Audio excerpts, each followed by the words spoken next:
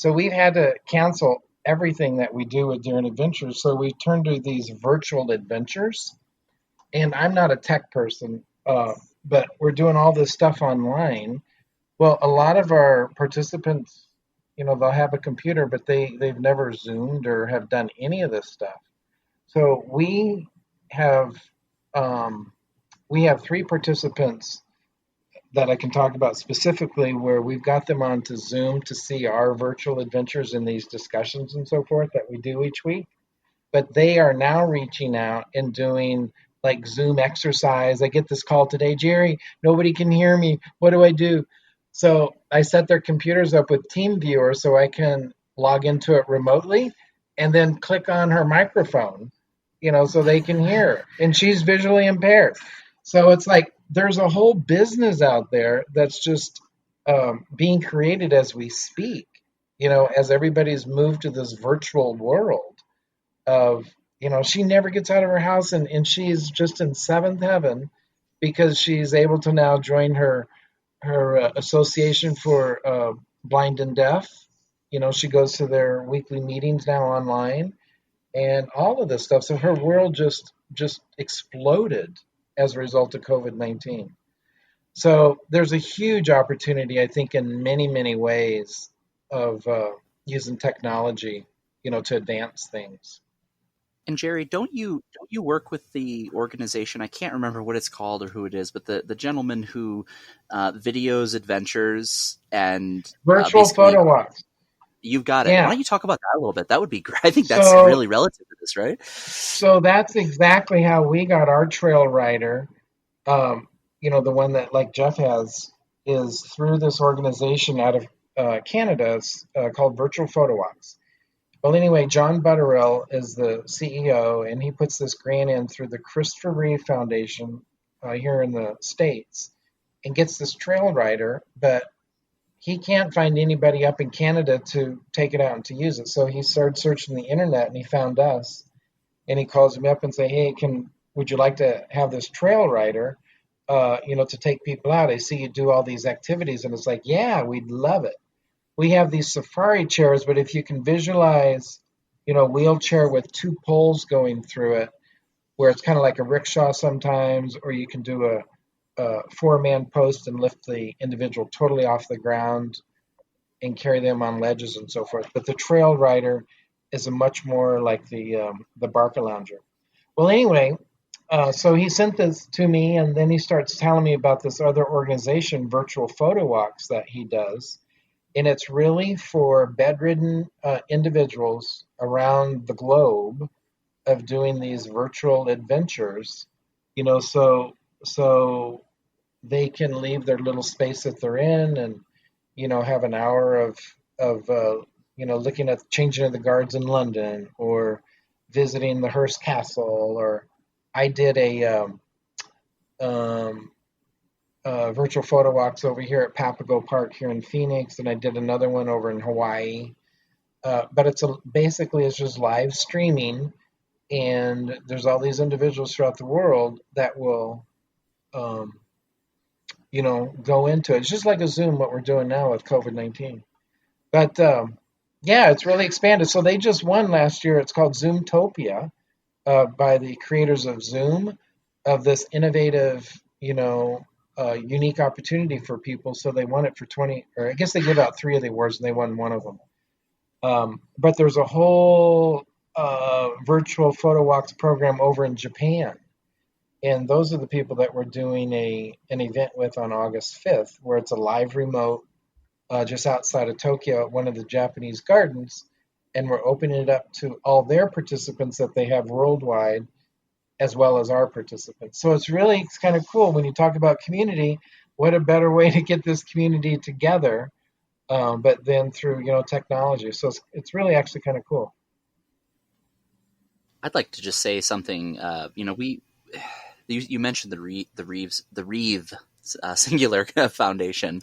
Yeah. Those folks are amazing. I know Jerry, you were one of the people that pushed me to finally submit the application and inspire me to do so. And I was so nervous. It was the first grant I ever really went after. I had written a few small applications that were, kind of sloppy, and I had no idea where I was starting. That's in terms of sloppiness. I just felt like I was totally overwhelmed, and I did a few practice ones, and finally filled out the application for the Reeve Foundation. That's Superman, right? It's Yeah, the Christopher and Dana Reeve Foundation, and they just awarded us, several months ago, they awarded us a grant to get a second trail rider because they believed in our mission.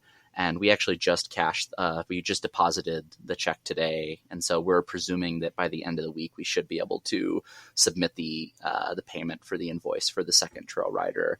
And I mean, these cool. folks are making investments in local communities and giving, what do we call them? Social entrepreneurs, the opportunity to help people. And I was so blown away. I figured I have always been a very average academic writer. And if the right person looked at this grant, they would go, man, this guy has a big heart, but he could use some coaching in his writing. That being said, they gave us a chance. They saw what we were doing and they said, let's scale what you're doing and let's make that happen.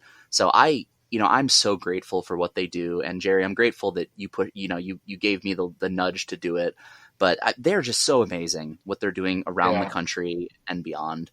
And they're the more wonderful. of these podcasts that I do, the more I realize just the sheer number of organizations out there that are doing the yeoman's work and trying to really help people. Absolutely. And one of the things I want to kind of go back to is, Jerry, you mentioned that maybe we're the only two to have a trail rider.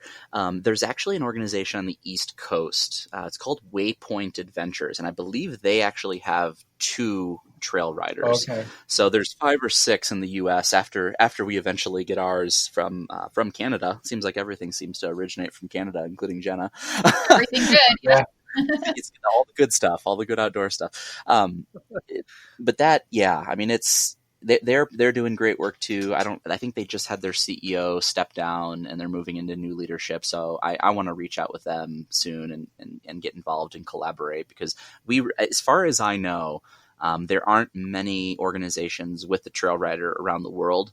And there certainly aren't many, I guess this would be broader and there probably are more organizations that do adaptive trail work.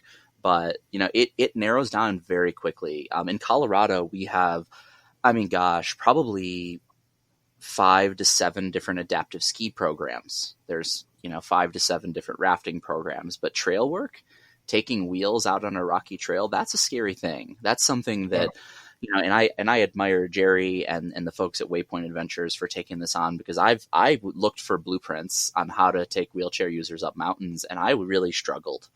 There's not a lot of blueprint out there. And that's how Jerry and I think, got connected, or at least, I pushed forward to, hey, can you mentoring and saying, can you please help me? I have no idea what I'm doing here. We're saving up for this thing and we're ambitious, but there's just, it's not like starting your average business when you're trying to do these kind of things. I mean, you have to be innovative and creative with how you're going to do it and to make it happen. There's a reason that these programs aren't all over the place. But that being said, with a community, I really believe through community, we can do anything. I don't know if you guys have ever seen this, but the Amish and the Mennonites or Amish, the way they lift barns, it doesn't take one person or 10 people or 50 people. It takes 100 people, but you can lift a full-size tractor barn off the ground and move it across a field.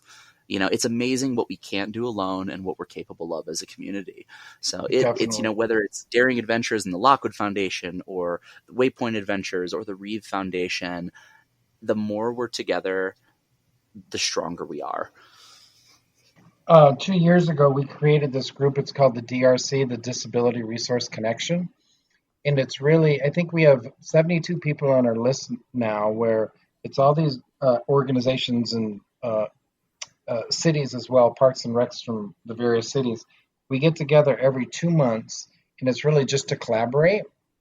But it's really interesting how collaboration happens. They'll get together, with their friends and so forth, but then they'll get to talking, and then all of a sudden you start seeing the gap narrow with activities.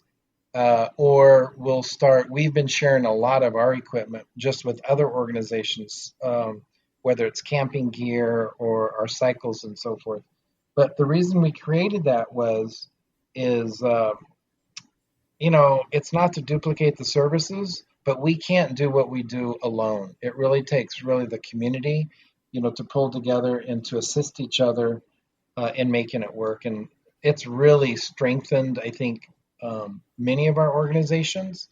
But probably the one biggest thing that I get out of it is just the collaboration and the power that we have with many of those organizations on a much smaller level than the meetings that we have every 2 months. But it's kind of cool. I have to share, in terms of community and while we're on this subject of togetherness and how much we can accomplish, I had a pretty stark realization at one of our first events. Now you have to realize this was 3 years ago.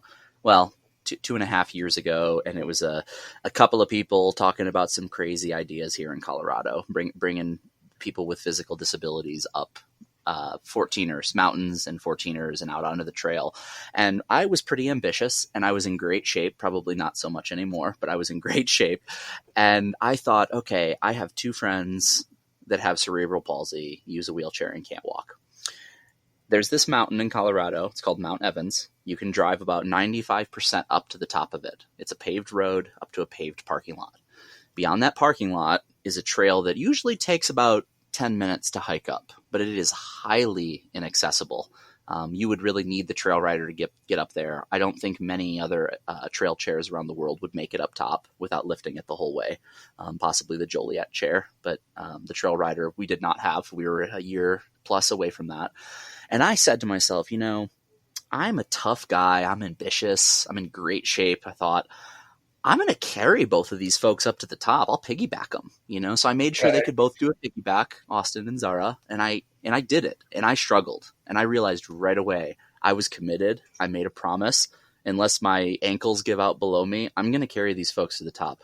No volunteers showed up to support. I had no support whatsoever. I had my roommate and a lady who just had surgery on her ankle who was on crutches and was insistent on coming up with us. And she just wanted a little bit of a safety net to know that people were keeping an eye out at her.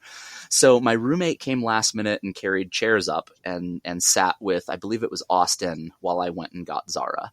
But I realized when I got Austin about halfway up, the first person I was carrying up, I went, whoa, reality check. You're not half as strong as you are. You're probably twice as ambitious as you should be. You need to reevaluate how you're going to do this. And I realized really quick that I barely pulled off that event. And if it weren't for the few people that did show up, it wouldn't have happened. It would have been purely impossible. So I had this realization that not only physically, but in terms of support, this kind of, these amazing adventures, these impossible opportunities can't be done without community. I mean, if we're talking mountains, there's nobody who's gone up Mount Everest by themselves without support.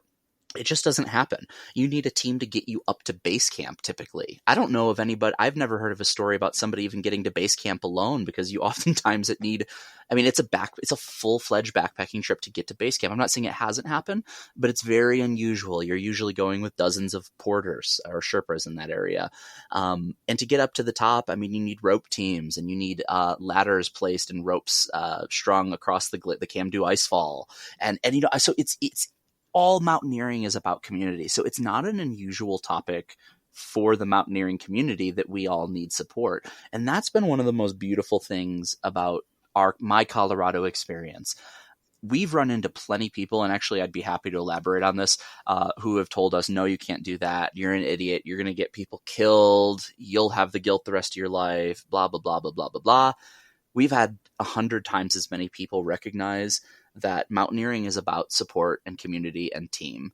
And one of the most beautiful things I've experienced, probably the most beautiful thing I've ever experienced in my life, was once that event happened and I felt like a failure, even though we accomplished the goal. I just felt like this isn't sustainable. What's the point if we can only do this once? I recognized the value of the experience for Austin and Zara, but I did not think it was sustainable. And I thought, man, I've failed. So we made a stronger call to action to the community and said, look, we can't do this again. We need this chair. And in 8 months from that point, we had the chair on its way.